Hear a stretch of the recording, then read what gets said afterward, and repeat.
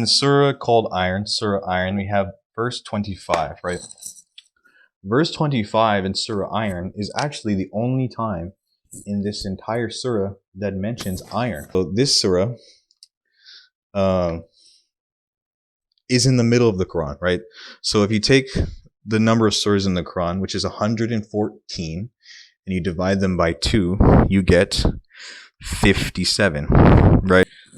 Iron, the iron inner core, is 5,100 and kilometers approximately deep, right?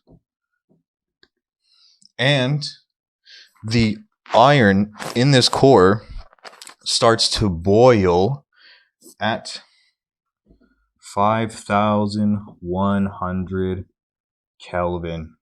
This verse 57:25, which mentions iron, which its surah is in the middle of the Quran, is exactly the 5,100th verse of the Quran. This is the 5,100th verse of the Quran in the middle, and the iron core, which it is named after, is 5,100 kilometers deep, and it melts at 5,100 Kelvin, or it boils at 5,100 Kelvin. 57:25, right? Now, iron has 26 protons.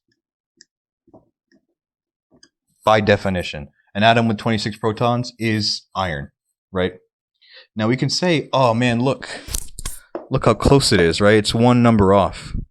But in the Quran, and this is how we know, in 113 of the 114 surahs, there is an extra introductory portion, which is not a verse, but it is part of the surah. It's a portion of the surah, it's just not a verse.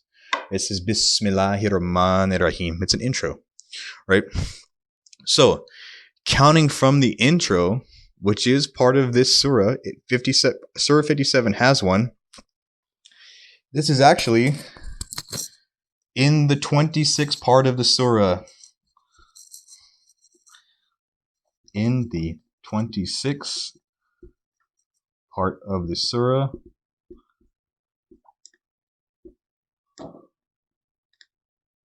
and iron has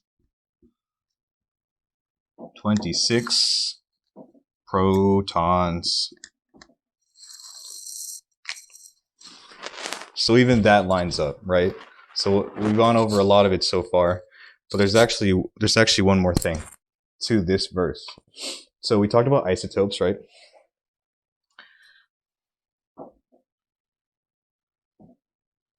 And there are 4 naturally occurring, which means they appear in nature, isotopes of iron.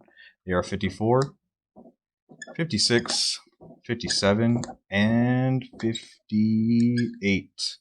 All right. So these 4 are stable isotopes. So what is a stable isotope? A stable isotope is an atom, or it's a type of that atom, right? So we have iron, let's say iron 56, right? If you leave iron 56 alone in a room and you don't mess with it, it will never stop being iron.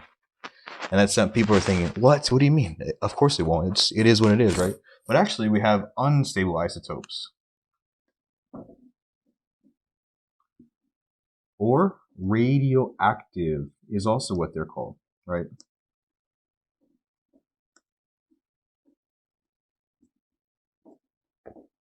So what that means is an unstable or radioactive isotope, right?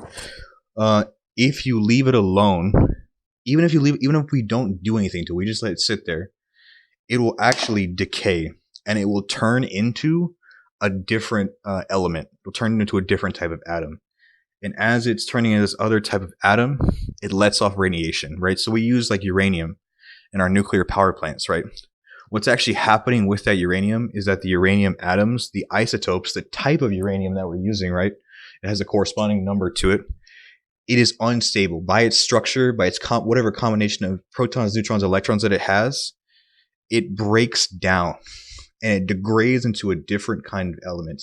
And the energy that it lets off as it's degrading is how we power the nuclear power plants, right? So we have 4 stable isotopes of iron. So like, for example, iron 55, which is not here, it's in between 54 and 56, unstable. It's radioactive, right? But these are the 4 that if we just leave them alone, they will continue to be iron. Nothing will happen to them. Or so we thought. So according to a study from the University of Novi Sad in Yugoslavia in 1998, with a certainty of 68%, iron 54 is only observationally stable, right? So what does observationally stable mean?